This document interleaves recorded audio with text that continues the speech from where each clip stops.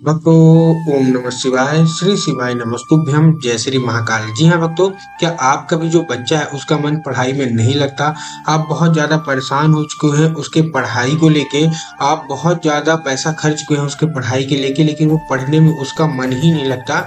ऐसे में कौन सा उपाय करें? देखिए, आप उसको पढ़ाने के लिए बैठाते हैं लेकिन वो पढ़ता ही नहीं है, उसका मन दूसरी चीज़ों में ज़्यादा लगता है, लेकिन उसका जो मन है वो पढ़ाई में नहीं लगता। आपका फीस आप स्कूल की दे रहे हैं, कॉलेज की दे रहे हैं, लेकिन वो जो पढ़ने में मन नहीं लगता, आपको निराशा हाथ लग रही है। तो आखिर कौन सा उपाय करें कि आपका जो बच्चा है वो पढ़ने में अव्वल आने लगे?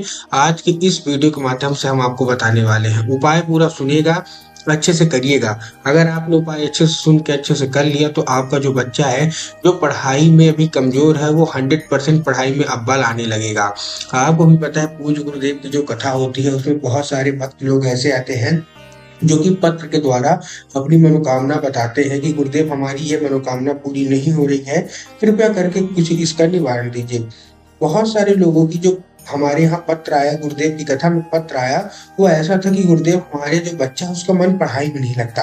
वो बाकी चीजों में तो लगता है, लेकिन जब मैं हम इनको पढ़ाने के लिए बैठाते हैं तो वो दूरी चले जाते हैं, खेलने चले जाते हैं, पढ़ाई में मन नहीं लगता, स्कूल में हमेशा लास्ट आते हैं। तो कृपया करके कोई उपाय बता दें ताकि जो उनका मन है वो पढ़ाई में लगने लगे और वो जो प्रथम आने लगे या अच्छे नंबर से पास होने लगे, वो फेल हो रहा है।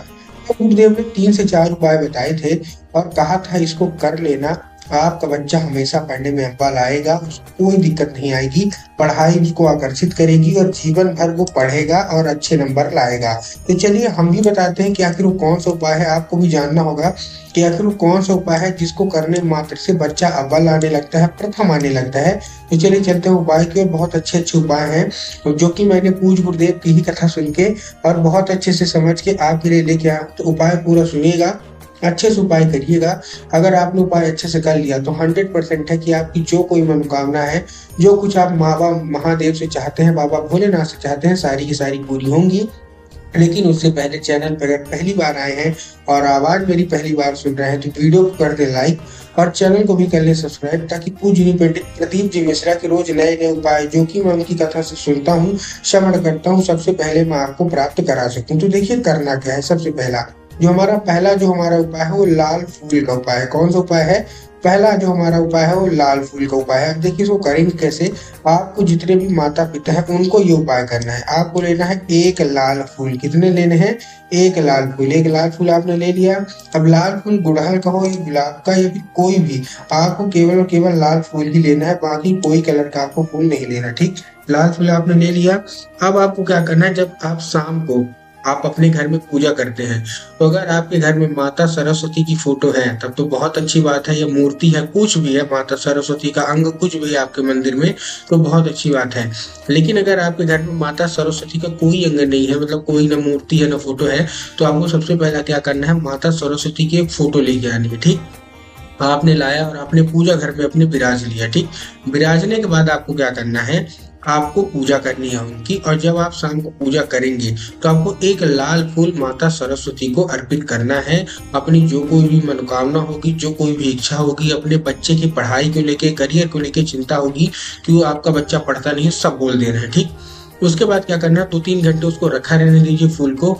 जब आपका बच्चा सोने चला जाए, ठीक, क्या हो, जब आपका बच्चा सोने चला जाए तो वो फूल उठाइए और उसके माथे पे क्या करना है, आपको फेर देना है। पूज्य गुरुदेव कहते हैं ये उपाय करने से स्वयं माता पार्वती और माता सरस्वती दोनों का जो यहाँ संतुलन है वो बैठ जाता है और दोनों उस बच्चे की वृद्धि के लिए अपनी कृपा कर देती है। तो पहला उपाय आपको ये कर लेना है। ठीक, अभी अब हम दूसरा उपाय बताते हैं, इसमें आपको करना क्या है। अब जो जो मैं आपको 2 उपाय बताऊंगा वो आपको अपने बच्चे से कराना है। अगर आपका बच्चा पढ़ाई में कमजोर है तो आप वही उसी से कराइएगा, आपको खुद नहीं करना। क्या कराना है, देखिए आपको लेना है 1 लोटा जल। क्या लेना है? 1 लोटा जल। अब 1 लोटा जल कौन सा होना चाहिए? सबसे पहले तो तांबे के लोटे में आपको जल लेना है। किसमें लेना है? तांबे के लोटे में आपको जल लेना है। तांबे के लोटे में आपने जल ले लिया।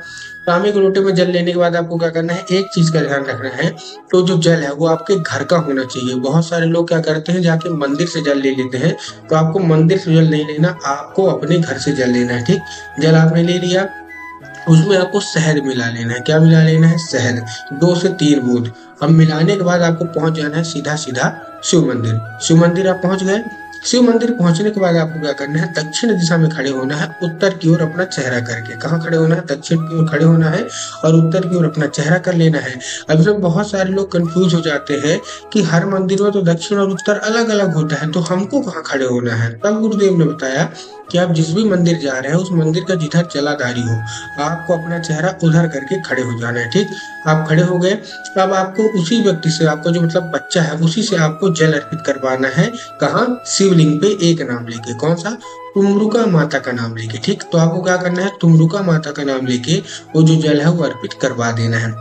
पूज्य गुरुदेव कहते हैं कि अगर तुमरुका माता आपसे प्रसन्न हो गई तो आपके जीवन में और आपका जो बच्चा है जो कि पढ़ाई में बहुत कमजोर है वो पढ़ने लगेगा और हमेशा स्कूल में अव्वल लाएगा, कभी भी प्रथम नहीं आएगा। क्यों, क्योंकि उसका जो मन है वो पढ़ाई की ओर आकर्षित होगा। जब भी वो खाली बैठेगा तो उसका जो यही होगा कि मैं थोड़ा सा पढ़ लूँ। ठीक, ये आपको कर लेना है।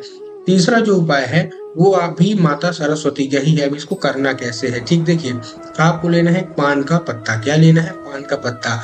पत्ता जब आप लेंगे तो पत्ता, बहुत सारे लोग क्या करते हैं, मुरझाया हुआ पत्ता ले लेते हैं, कटा फटा पत्ता ले लेते हैं। तो आपको कटा फटा पत्ता नहीं लेना और ना मुरझाया हुआ पत्ता लेना है, आपको बहुत अच्छा पत्ता लेना है, हरा। उसमें आपको क्या है, पान के पत्ते में शहद आपको लगा लेनी है और उसी बच्चे से, जो कि यह बच्चा आपका है पढ़ाई में कमजोर है, उसी बच्चे से आपको माता सरस्वती के अर्पित करवा देना है। ठीक, पूज्य गुरुदेव कहते हैं पान के पत्ते का उपाय बहुत ही बड़ा उपाय है। अगर आपने इसको कर लिया तो आपका जो बच्चे का बुद्धि है वो खुलने लगेगी। अब देखिए, बुद्धि विवेक के देवता भगवान गणेश भी हैं, तो भगवान गणेश को कैसे प्रसन्न किया जाए। तो देखिए, आप क्या लेना है, वो बच्चे से करवाइएगा, ध्यान सुनिएगा। भगवान गणेश का बहुत बड़ा उपाय है, दूर्वा लेना है। क्या लेना है, दूर्वा। अब दूर्वा कितनी लेनी है, एक दो ले लीजिए, दूर्वा बस आप ले लीजिए और उस व्यक्ति से, आपके बच्चे से भगवान गणेश के स्थान पे अर्पित करवाना है। अब देखिए, बहुत सारे लोगों को यही नहीं पता कि भगवान गणेश का स्थान कौन सा होता है। कुछ लोगों को पता होता है कि शिव मंदिर में भगवान गणेश का स्थान कहाँ होता है, लेकिन बहुत सारे ऐसे लोग हैं जिनको यही नहीं पता भगवान गणेश का स्थान कहाँ होता है। तो ध्यान से सुनिएगा, जो जलाधारी हमारी होती है, क्या होती है, जो जलाधारी होती है, जलाधारी के बाएं भाग में, मतलब लेफ्ट साइड में भगवान गणेश की जगह होती है। तो आपको क्या करना है, वो दूर्वा भगवान गणेश के ऊपर अर्पित कराना है, एक नाम लेके। कौन सा, भगवान गणेश का बहुत ही सुंदर सा नाम है मयूर ध्वज। कौन सा नाम है, मयूर ध्वज। तो आपको मयूर ध्वज का नाम लेके आपको अर्पित करवा देना है। पूज्य गुरुदेव कहते हैं माता आप इतना उपाय कर लीजिए, भगवान गणेश की भी कृपा आपके ऊपर हो जाएगी, माता पार्वती की कृपा भी आपके ऊपर हो जाएगी, भगवान शंकर की भी कृपा हो जाएगी और माता सरस्वती की भी कृपा आपकी हो जाएगी। ये उपाय करने से बहुत सारे लोगों, जिनके जो माता पिता है, जिनका बच्चा पढ़ाई में कमजोर है, उनका बच्चा पढ़ने लगा, उनका नंबर अच्छे आने लगे और उनको नौकरी भी लगी। ये उपाय केवल पढ़ाई के लिए नहीं है, नौकरी के लिए भी है। तो उम्मीद करता हूँ आज का उपाय आपको समझ में आ गया होगा। उपाय अच्छा लगा हो तो कमेंट बॉक्स में हर हर महादेव अवश्य रूप से लिख